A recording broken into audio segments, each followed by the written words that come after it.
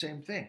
Last year, I don't know how many of you people know this. I hope that this reaches some of you, but there was an incredible investigation done by an organization called the International Consortium of Investigative Journalists, called the FinCEN Files, where they found out, I think there was 12 million suspicious activity reports that were provided to the Department of Justice that didn't act upon it. And this was all predicated on cartels, drug money, the kind of people that, behead children and put them on spikes in places like the Sinaloa drug cartel in, Juarez, Mexico, that send messages that if you try to get in our way, you're dead. And the inhumanity of that stuff is just freaking insanity. And we as Americans, most of us, like to think, well, we're the good guys, right? We'll send in the armed forces, the Navy SEAL team, and we'll take care of that action. And we could in a second. But what do you find out many years later when we're actually drug running, selling drugs and guns to be able to, well, that was contraband.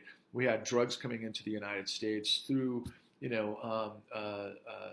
literally the highest level guys in our military. Oliver North was involved with this, of course, where the drug running money was leading to arms deals throughout the Middle East, and that's how we were handling the geopolitics.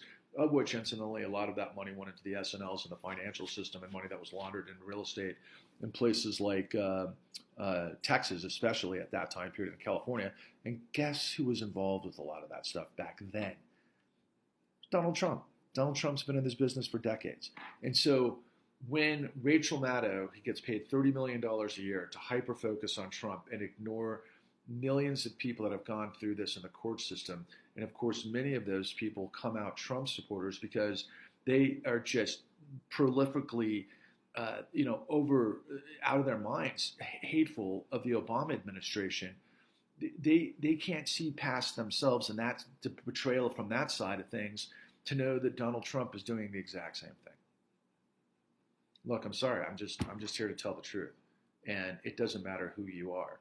It doesn't matter if you bleed Uncle Sam, or if you're, as what people like to refer to as snowflakes, which I think is bullshit. But people who are liberal, that are typically educated, that care about humanity, that want a country of, by, and for the people, that is fair to all of us.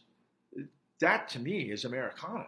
That's what we're all about. That's in order to form a more perfect union.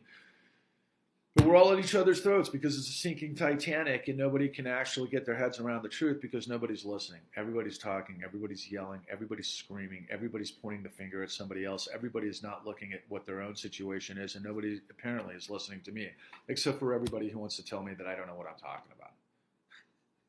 And I've spent more time and effort to put together